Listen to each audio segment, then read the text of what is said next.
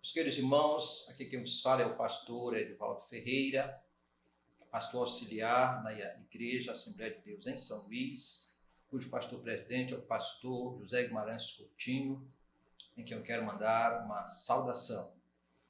Também quero saudar todos os pastores na pessoa do pastor-presidente da SEADEMA, pastor Pedro Aldir Damasceno, e a todos os irmãos que vão ter a oportunidade de nos assistir neste canal. Quero saudá-lo com a paz do Senhor Jesus. Quero saudar também o nosso pastor Zé Gomes, que é o pastor coordenador desta comissão de educação cristã. Nesta oportunidade, querido, estaremos fazendo um resumo da lição de número 12, cuja temática é Esdras e Neemias combatem o casamento misto. O texto áureo desta lição está em Coríntios, capítulo 6, versículo 14, que diz: não vos prendais a um jugo desigual com os infiéis, porque que sociedade tem a justiça com a injustiça? E que comunhão tem a luz com as trevas? Nós observamos, querido, nesta lição, que tanto Esdras como Neemias, eles combatem com veemência a união ilícita. Esta união ilícita que traz um desastre espiritual para o seu povo. Estaremos, queridos, observando uma frase aqui do general William Holt, fundador do Exército da Salvação, que disse certa vez a um grupo de novos oficiais: meu desejo é que vocês, rapazes, tenham sempre em mente que faz parte da natureza do fogo se apagar. É preciso mantê-lo aceso, atiçando, alimentando e limpando-as. Esta era, certamente, queridos, este foi o pensamento de Esdras e Neemias com relação a confrontar o pecado do povo da época, principalmente da liderança, os sacerdotes, os levitas, que estavam vivendo um casamento misto. Nesta oportunidade estaremos vendo alguns pontos, desta lição que vai nos nortear com relação a esse confronto de Neemias e Esdras com relação a este casamento misto. Primeiro, nós podemos observar a ira e a reação de Esdras. Esdras, ele se irou, se indignou quando soube desta atitude dos sacerdotes, dos levitas, que não estavam observando a lei do Senhor.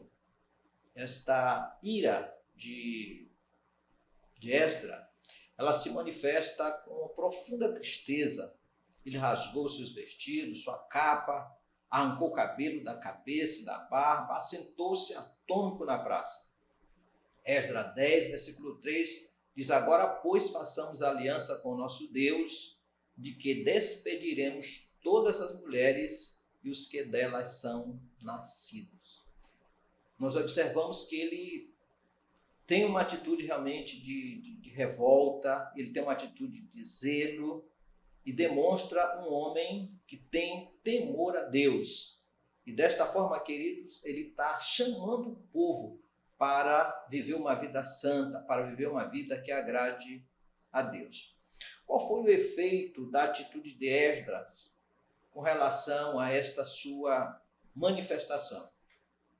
O povo se arrependeu, o povo procurou realmente rever os seus pecados e procurou se arrepender.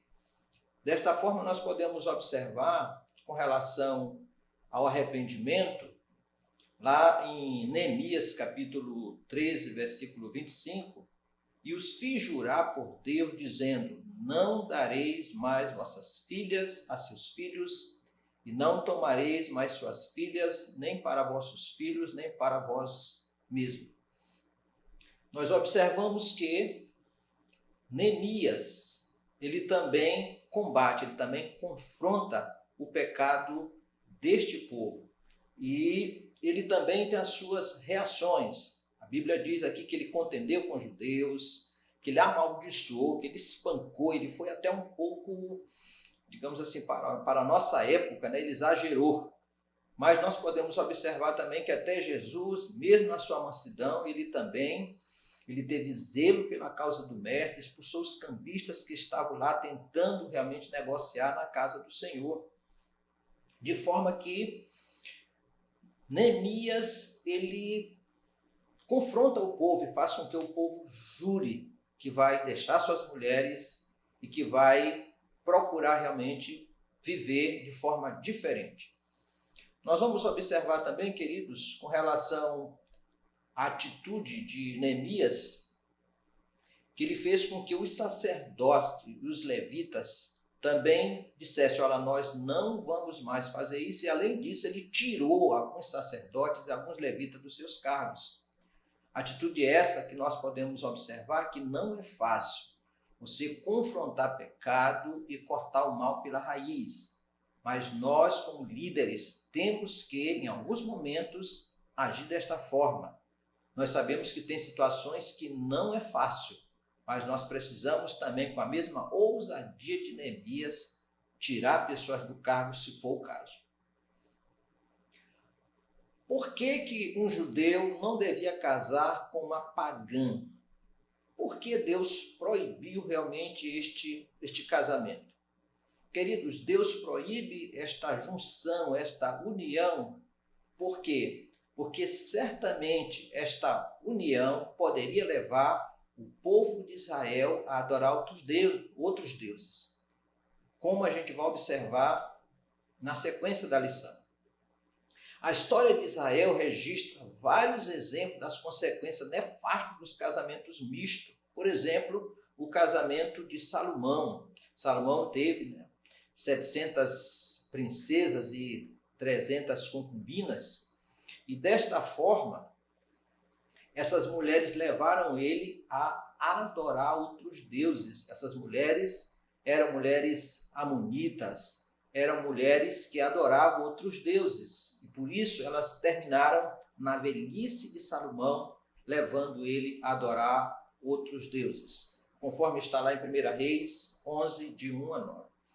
Também nós observamos o outro rei que entrou por este mesmo caminho, o rei Acabe, casou-se com a Jezabel. Jezabel que não só levou a adoração do povo de Israel a Baal, como também matou muitos profetas do Senhor e obrigou Acabe a, por causa de uma vinha, matar um homem. Então, queridos, nós observamos que esta união, de fato, levava o povo de Deus a pecar e se afastar do Senhor.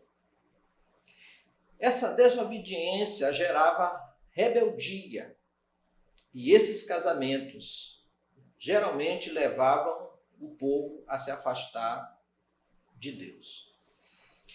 Qual a sobrevivência com relação ao povo judeu, ao povo de origem israelita?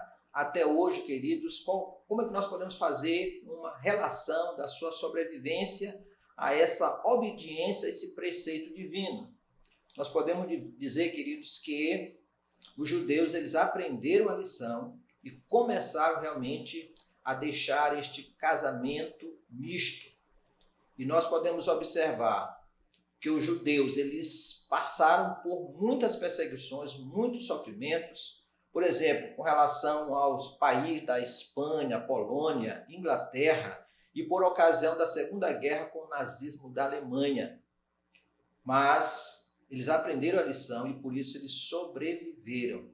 Eles se separaram realmente deste casamento e até hoje é proibido um judeu casar com pessoas de outra nação. É claro que nós não podemos dizer que se todos os judeus, eles de fato eles cumprem isso, mas existe uma determinação e uma proibição até hoje para eles casarem com pessoas da sua mesma nacionalidade. Que palavra nós podemos falar para hoje, queridos, com relação a esta questão do casamento entre pessoas crentes e pessoas descrentes?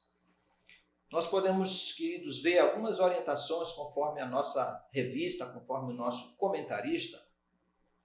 Ele diz que o crente deve ficar livre para casar, desde que seja no Senhor, conforme 1 Coríntios 7, 39. O casamento é uma união de um homem e uma mulher com a bênção de Deus. Foi Deus que instituiu. Jesus disse: não são mais dois, mas uma só carne. Está escrito lá em Mateus 19, 6. A união entre um crente e um descrente pode unir o corpo, a alma, mas jamais vai unir o espírito. Por quê? Um vai pertencer ao reino de Deus e o outro vai pertencer ao reino das trevas. Querida, esta união na prática, ela é complicadíssima, porque dessa união pode vir filhos, e os filhos, para onde irão? O que servirão? Servirão a Deus ou servirão a Satanás? Aonde ficarão os filhos? Para onde irão? Para uma festa no domingo à noite ou irão para a igreja? Como é que no nascimento dos filhos, como é que vai se dar? O filho vai ser batizado na igreja católica ou será que vai ser apresentado na igreja? Então vejam as complicações que podem existir de um casamento de um crente com um descrente. É impossível calcularmos os prejuízos causados por esta união. E o que o jovem solteiro pode fazer? Esperar em Deus. Tanto o jovem solteiro como um viúvo, né? Tem que esperar em Deus. Essa deve ser a postura de um jovem cristão. Lá no Salmos 27, versículo 14, nos fala sobre isso, sobre esperar em Deus. Ore, pois Deus pode ouvir a tua oração, assim como ele ouviu a oração de Eliezer, servo de Abraão, que foi procurar uma noiva para o seu filho Isaque, para o filho do seu servo, né? Do seu senhor, aliás, Abraão. Então ele orou e o Senhor direcionou ele para uma pessoa certa, da mesma parentela de Abraão. E o que disso? Qual o resultado disso, queridos? Um casamento feito debaixo das bênçãos do Senhor. Deus quer que você tenha um casamento feliz, debaixo da sua bênção. Deus jamais quer que você entre em um casamento misto.